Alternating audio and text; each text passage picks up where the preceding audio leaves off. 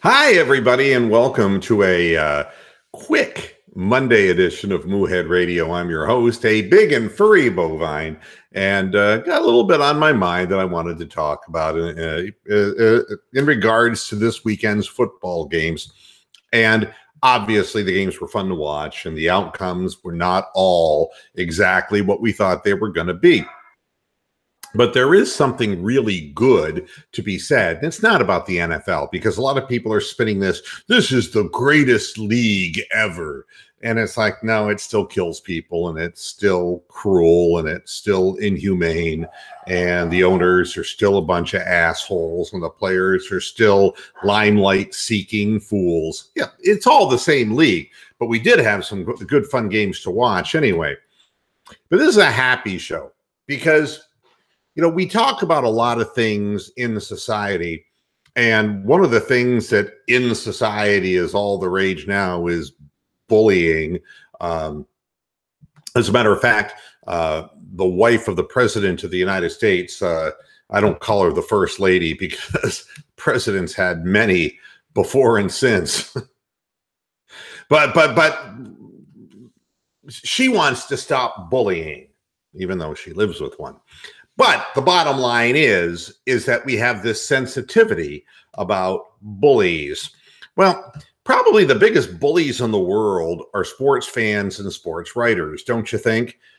I mean, and we can speak about this intelligently as Cleveland sports fans. I'm convinced that a lot of the bad calls that the Cleveland Browns receive through the years is simply because they don't win. And it's a form of bullying now, isn't it? It's a form of referees and people taking liberties with a weaker team. And believe me, I was raised in a generation where if I went to my father and said, they're picking on me in school, he'd say, defend yourself, you fat fuck. And that would have been the end of the conversation, right? So I don't buy all this hand holding and wet nursing and all that. I'm not going in that direction. But what I am saying is, when you do a show like I have for 14 years now, and you prep the show by reading all of the different online sports sites, you really start getting a sick feeling in the pit of your stomach that sports writers are like lemmings, and they just jump on top of the pile or off cliffs or whatever they follow somebody else doing. And there is very little journalism left in the industry. And instead, it just becomes an excuse to take a position that the rest of these sports fans will agree with. And so a loser is a loser. A misfit is a misfit. The Cleveland Browns are the worst organization in football and will always be the worst organization in football. If you read everything that I read and have been doing so for 14 years, it really is a case of piling on. And here we had a couple of situations that were just perfect for all the people who do that. You had the Jacksonville Jaguars and Blake Bortles. Now, I'm not going to sit here and tell you that Blake Bortles is going to wind up in the Hall of Fame, because we all know he isn't.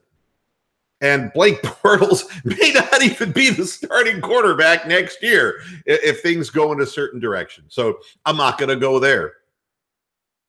But I will say that so much has been written over the course of the last couple of years about the Jaguars, specifically fans not showing up to their games, there being no interest in them, that they were the team that was consistently shuttled off to London because they couldn't fill their own stadium, that they were a laughingstock. They went through coaches that, they never got their drafts right. They were terrible, you name it. And they were playing the Pittsburgh Steelers. And the Pittsburgh Steelers are like a Jesus walk on water Steelers. They're the organization that can do no wrong. They're the organization that they still talk about Franco Harris's immaculate reception, and people still remember Terry Bradshaw, and people still remember Lynn Swann, and then they still remember Jerome Bettis, and now it's Ben Rapeslisberger, who rapes women in men's rooms, but nobody cares because he wins.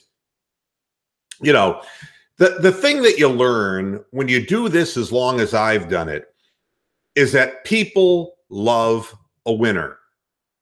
And they really don't care how those people win.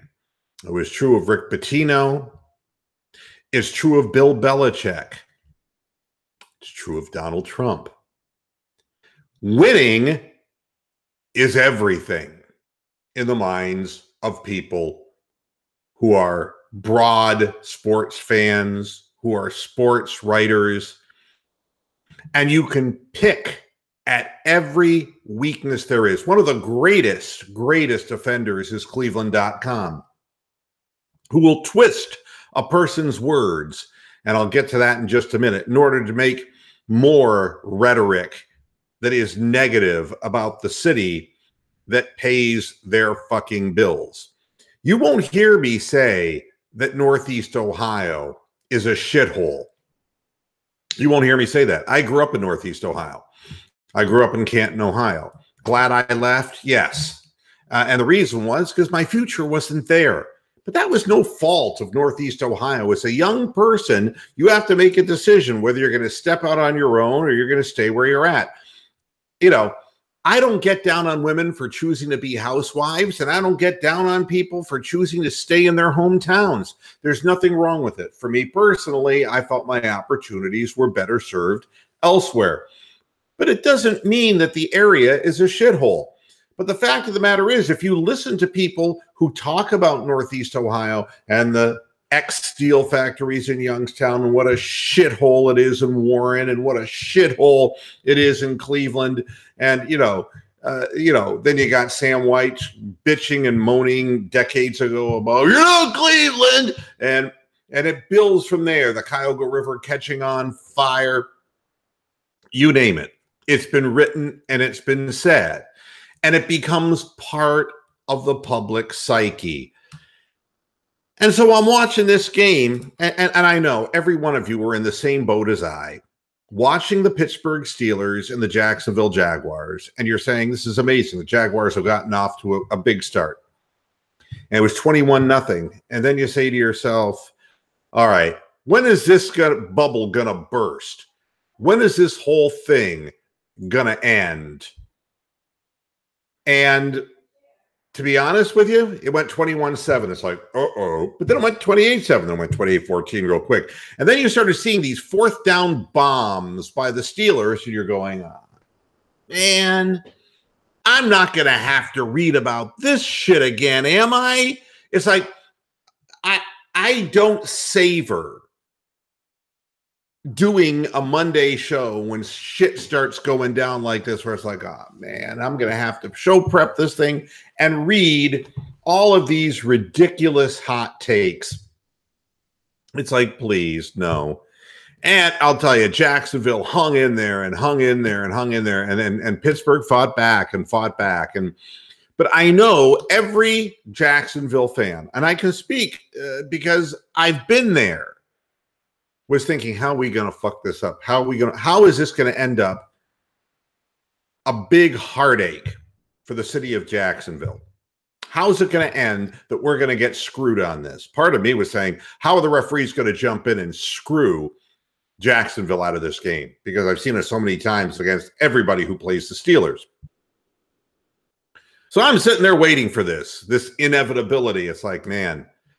And these types of things, not only do they change the course of franchises, they so shade the opinions of people who report on these games that it's like suddenly a really feel-good turnaround season where somebody plays the Pittsburgh Steelers incredibly tough in Pittsburgh could be turned into the biggest negative in football history by the reporting press if they lose that football game. Well, they were leading the whole time, but, Jacksonville will be Jacksonville. You've heard this before, but it didn't happen. And it's like, wow. But you know what we're not hearing? We're not hearing the horrible decisions that were made by Todd Haley, the offensive coordinator of the Steelers, who should be out of a job today. running wide on 4th and 1 and calling pass plays on 4th and 1 that aren't even there. I mean, when you have a battering ram for a running back and Le'Veon Bell, why would you go away from dominating the line of scrimmage? It was like you were afraid of the physicality of the Jacksonville Jaguars. But we never hear the negative shit about Mike Tomlin, about Todd Haley, about the Pittsburgh Steelers defense. Now, somebody's going to write a story that Joe Hayden has still never won in the playoffs because he was in Cleveland all those years. That we can count on. Believe me, that will be written. But instead, we have this real happy vibe in Jacksonville. Now, Jacksonville may go on to just lose their next game, and there's reason to believe that could very well happen. But it doesn't diminish what these guys have done this year.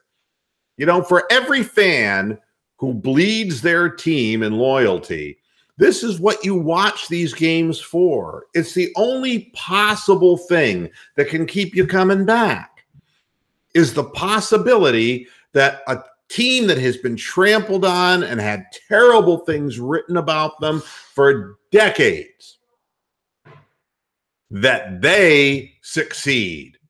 And on national television, they beat Goliath. That David can win one out of however many times against Goliath, it's worth watching and worth talking about and mentioning.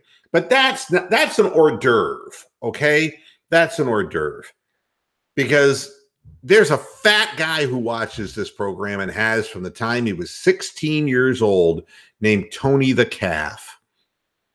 He's a big fapping fat guy from Minnesota, and boy, he has seen his share of heartache.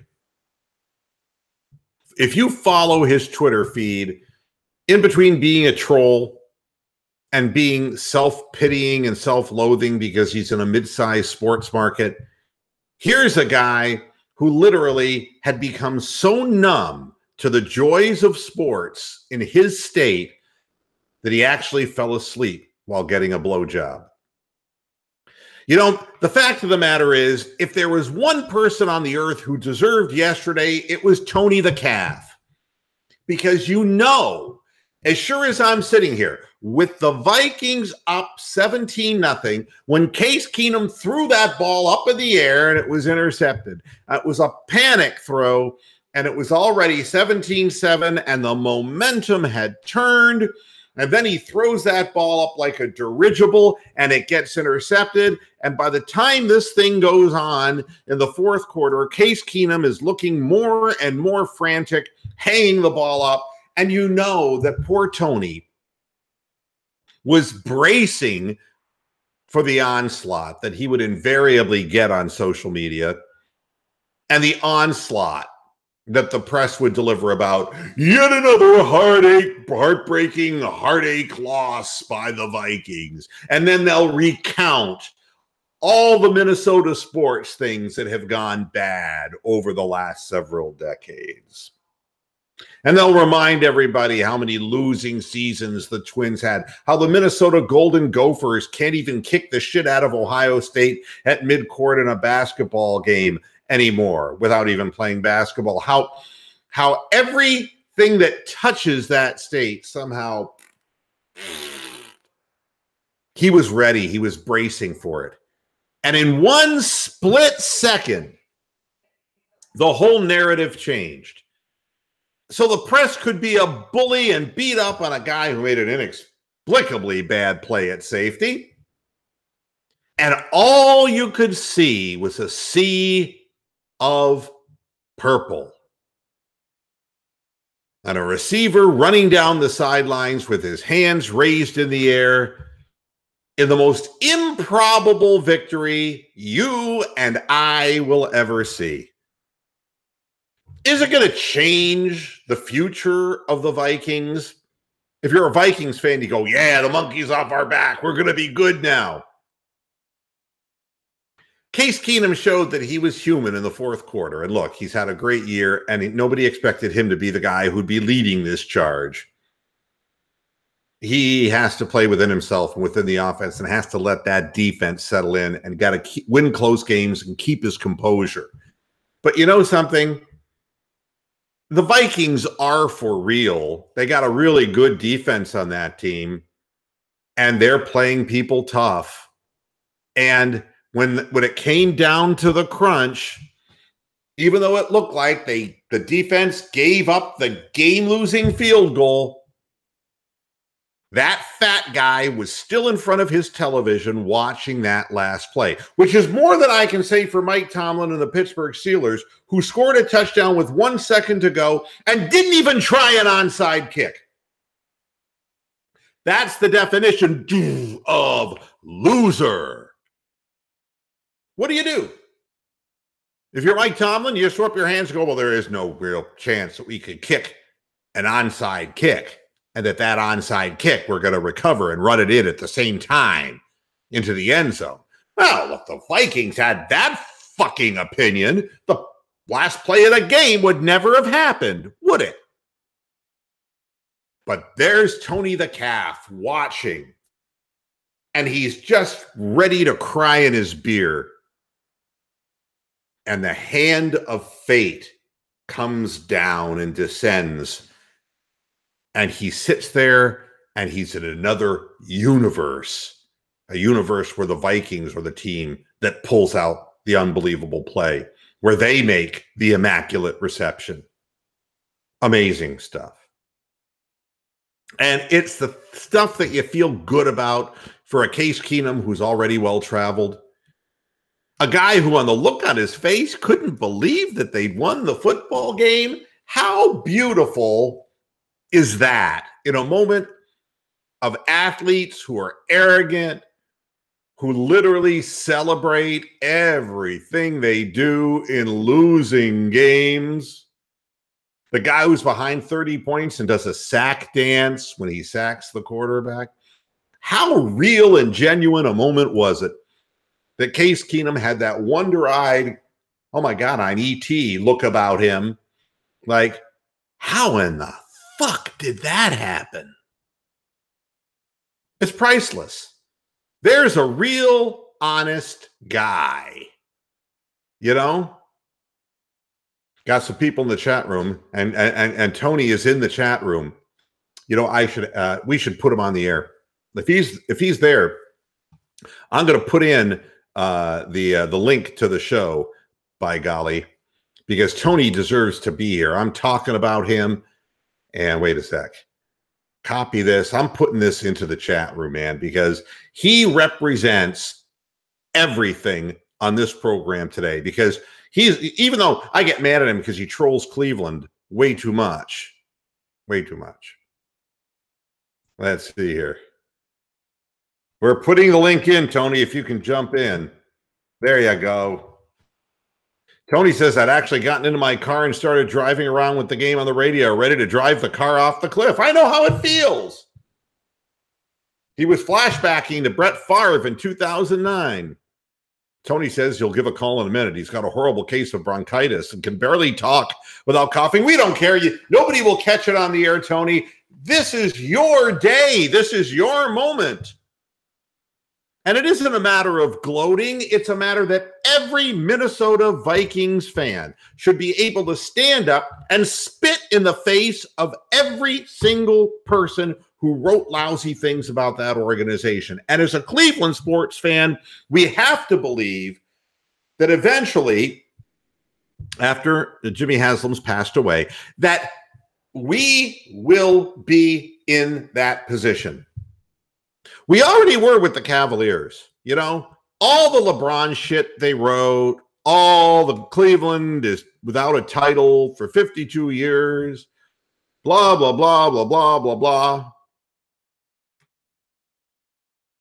And we watched it. We watched it happen. They still write bad things about LeBron, but you know something? They really can't shit on the Cavaliers organization now, can they? Now you can't shit on the Vikings, and you can't shit on the Jaguars either. That's the meaning of all of this to me. And if it can happen for them, it can happen for us. You get a feeling sometimes that there are moments in time. I remember one moment in time in Cleveland sports when the Cleveland Browns were defeating the Miami Dolphins in a playoff game, 21-10.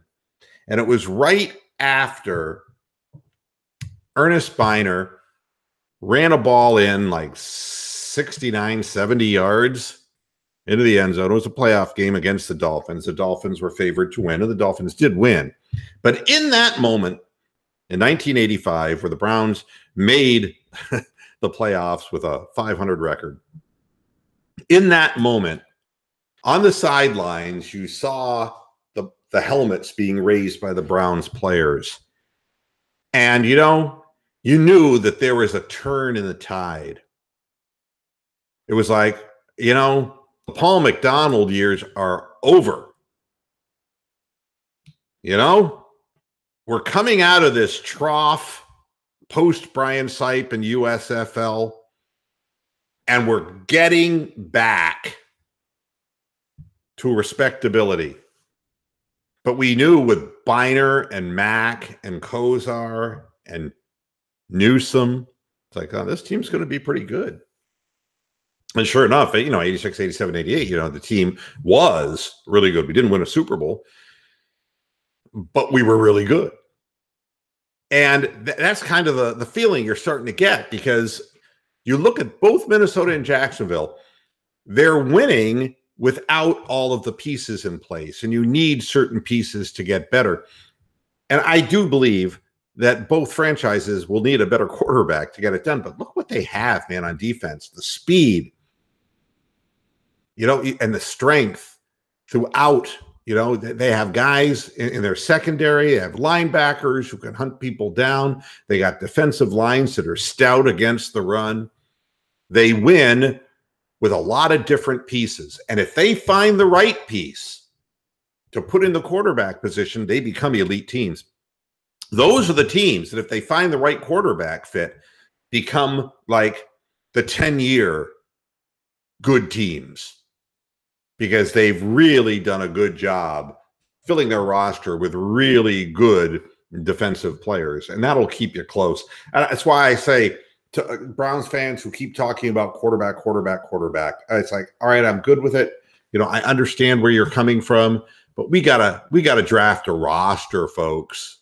We really do. We got to draft a roster first. You got to have that team around you. And then if you bring in that last piece, it will make you elite. But you got to get good first. You got to crawl first, and then you got to get better. Sometimes it happens faster than you think. The Browns isn't going to be a fast turnaround. But the blueprint should be clear, watching teams like Minnesota and like Jacksonville, how you get it done. But, of course, we still have the Patriots, who are likely to represent the East of the Super Bowl anyway. But still, it's always fun seeing, hey, can the Eagles, without Wentz, can Nick Foles step up and do the job? We got questionable quarterbacks here that are like, whoa, these guys, you think they can get it done? And I'm going to be cheering for every underdog, even though it's going to be hard for them. I just want to cheer for underdogs, because I'm tired of seeing the same teams, with 40-year-old quarterbacks going back to the Super Bowl and back to the Super Bowl. Enough is enough. It's going to be fun to watch. That's, if nothing else, makes it worthwhile for Mr. Moohead watching. And that's, and I don't really like to watch NFL football particularly much. Now, as far as I was promising you, Cleveland.com's yellow journalism, which is not hard to find, just go to cleveland.com/sports. And if you're capable of reading, then you will obviously understand. Quote, LeBron says Cavs not ready for playoffs ahead of Warriors game. It's not what he said. This is not ready for playoffs. Cavs are not going to make the playoffs. What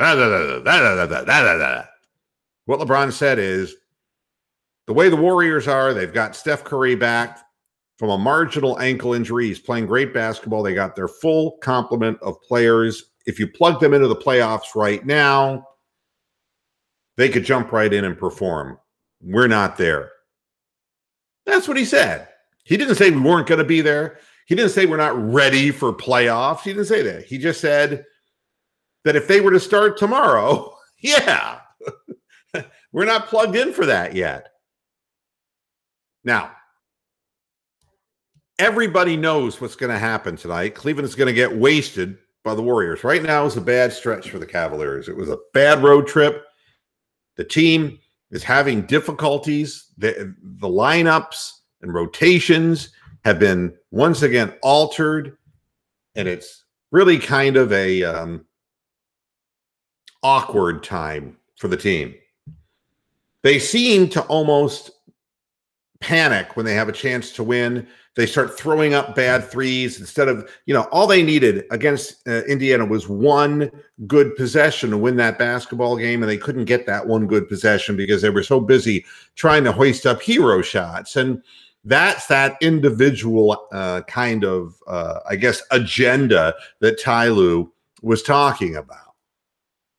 Now, personally, I think it's disturbing to see people hoisting up off-balance threes when all we need is one damn good possession, and all we need at that point is the defensive stand, and we win the basketball game. There were other times in that game, Cavaliers were up 72-60 with momentum, got a stop, were coming down the court. LeBron threw a ball right back to the middle of the court, which was stolen. They laid it in. That turned the game around, and then momentum went right back to the Indiana Pacers. Turning the ball over, loose handles on the ball, not thinking about what we're doing, not mentally tough. That's kind of where we're at right now. And it's going to be ugly tonight. It's going to be really ugly tonight because this is a fine-tuned machine coming into Cleveland, and the Cavaliers are a team that is in disarray. And people are going to love to write about this because LeBron James is a guy that they love to question. And the worse the Cavaliers do and get blown out on national television on Martin Luther King Day, the more that happens, the greater the likelihood LeBron leaves, so they'll start writing that shit again.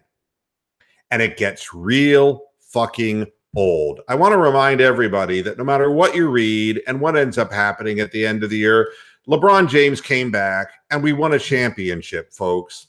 All the talk about, LeBron's the biggest traitor, yada, yada, yada. He did this to Kyrie, and that's the reason Kyrie left. Let me tell you the reason why Kyrie left, because his dad told him to. The fact of the matter is that if you can shut a guy like Drederick up, you're going to make life a lot easier for Kyrie. And that's what happened in Boston. Because an African-American guy with a big mouth shooting it off in Boston probably ends up on a sidewalk laid out somewhere. They got to shut him the fuck up, and Kyrie will play better. Kyrie's a great basketball player. We knew that in Cleveland. And he's playing for a coach that preaches sharing the basketball. They got some really good young legs and upcoming talent on that Boston team. It's just the ebb and flow of the league. Nothing remains great forever. And, we've been talking about the Spurs, and, the Spurs continue to win, but they don't win the playoffs anymore. They don't win the championship because they got old. Cavaliers have an old roster. So people are going to continue to write, well, this is a certainty that LeBron James is going to leave. And it's more yellow journalism. Because the fact is, even if he does, he came back and we won the championship. And I'm not going to question LeBron James for what he does, because he did what he said he was going to do and what he set out to do. And there's nothing wrong about that. But yeah, I love when they put words in people's mouths. It's just amazing. Then Terry Pluto, the slumping Cavaliers have me babbling to myself. Why don't you just jerk off in front of the computer and shut the fuck up? You know something? Babbling to yourself, maybe you babble. There are things that I wonder about personally watching the games. I wondered why Channing Frye fell out of favor so quickly. I'm genuinely concerned that the non-surgical approach by Isaiah Thomas was the wrong approach, and that it's not only going to cost him this season and us this season, it's going to cost him the Brinks truck visit that he was hoping for. I think that conservative treatment is a really good thing if you're a workaday guy. If you have a labral tear, you're a weekend warrior, and you work in an office, and you can't afford to miss time off because of surgery, you do the conservative treatment first. But when you're an elite athlete doing really difficult maneuvers and pressing your body like they do in the NBA with cutting and torquing and accelerating, that impingement in his hip is not going to go away. It's only going to get worse. And you know what the worst part of this is by not having the surgery, the chances of arthritis are increased, not only tremendously, but geometrically. The speed with which the impingement and the friction caused by it will cause an arthritic condition will shorten this man's career. Even with the surgery, he would end up with arthritis, but it would extend his career, and it would have allowed him that Brinks truck visit that he seems to crave so much. I have concerns about the Cleveland Cavaliers, but you know something? When you win a championship, your concerns cannot be nearly as great as the concerns of a Cleveland Browns fan who's just dodging people spitting at them all day. The concerns and worries about the Cavaliers are minimal compared to the Browns and the fans of all the other teams that somehow never make the playoffs. How would you like to be a Sacramento Kings fan? How does that grab you? And, of course, LeBron taking his stand on the division of racism in this country. You know, I don't know. LeBron grew up in a shithole. You know, it's amazing. The president of the United States literally called Chicago a shithole. You know that. You read his comments about the city of Chicago and people shooting each other every 3 minutes, and that Afghanistan, which is a shithole according to Donald Trump, is safer than Chicago. He can say whatever he wants and nobody gets on him. If LeBron wants to say something, it's the headline on ESPN, you know? The press. Mike Mularkey fired by the Titans. You know, they think they're going to make a quantum leap with Marcus Mariota. I'd like some of what they're smoking. I'm not saying Mularkey is a great coach, but Hugh will actually consider him as an offensive coordinator, and he probably will actually call the plays if he's hired. So, you know, I guess what it comes down to is if you're a Cleveland Browns fan, take the OC who will actually call the plays, because then you have an interim head coach when Hugh gets fired next year, which will happen when they lose their first 4 games. I don't think Mularkey will take the Browns job. I don't know why anybody would want to be the next in line for what's going to happen. I can't for the life of me still figure out why Hugh Jackson is still employed by this team. But at any rate, I guess Tony the Calf isn't going to make it today because his sickness is just not going to let him do it. Ryan Fraley's in the chat room saying, I don't get why LeBron want to go to the Lakers, though. And, you know, don't believe the Lakers stuff. Ryan, let me tell you, the Lakers right now are awful. The thing that you have to realize, though, is that the Lakers are in a very fluid position. I see that Larry Nance Jr.'s name is coming up for trade speculation. There are a lot of guys they could move off that team. And when Paul George leaves and wants to go to L.A., you see, if LeBron says, I'm going to the Lakers, then 3 other superstars will wind up on the Lakers. Just like what happened in Cleveland. You know, we have Kyrie Irving, right? And then all of a sudden, LeBron James says, you know, I'm coming back to Cleveland. And the next thing you know, Kevin Love is coming to Cleveland. I mean, then all the names start, you know, one after another. A lot can change in the blink of an eye. And if LeBron James decides to go to the Lakers, it ain't going to be the Lakers team that you see right now. It ain't going to be the same team. So that's one thing. Ron Shane says Cavs coach could switch with Browns coach. We need coaches so bad. Yeah, right now, all we need, and it's what I don't understand about the Browns situation, and I never will understand, is why would you allow one more year of this offensive scheme from a head coach who obviously can't win, and then you're going to have to start all over again with a whole new offensive system? Why are you even going to bother trying to teach this to a number one pick quarterback? How can you bring in a veteran quarterback on the basis that your head coach is 4 games away from being fired? I don't understand this. I'd understand all of this if you bring in a veteran quarterback with a new head coach and then you say, okay, we're going to commit to the new head coach for, to get us better. And then we can teach this system to a young quarterback. I get that, but I just don't understand why you could bring him back. It makes no sense whatsoever. Tony has verified that he is going to take a rain check until Friday. He'll talk about his Vikings team on Friday. Malarkey is better as an interim than Hugh is permanent. That is the only reason that Malarkey should be looked at. I mean, I didn't see anything in the Titans offense that particularly makes me think they're a quick strike operation. And I don't know how Malarkey and his background could possibly jive with a vertical downfield, ignore the run, throw the deep ball strategy of Hugh Jackson. I don't see how those two things marry together, but Tony's saying, try being a Timberwolves fan. 12 years of suck.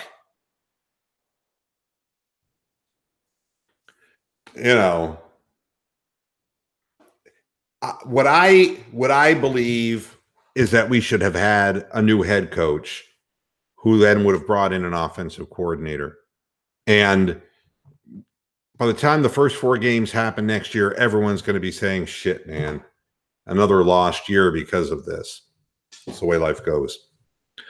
All right. I think I've spoken my piece here, folks, and I've said what I wanted to say. Cavaliers are on tonight for the world to see, and we'll be talking more about what happened in that game and what's going to be happening in next week's NFL football games on the Friday edition of Moohead Radio. Thanks a lot for tuning in. Thank you for your support of this program, and I'll be back again Friday. Until then, hasta la vista, Pasture Heads. Good night.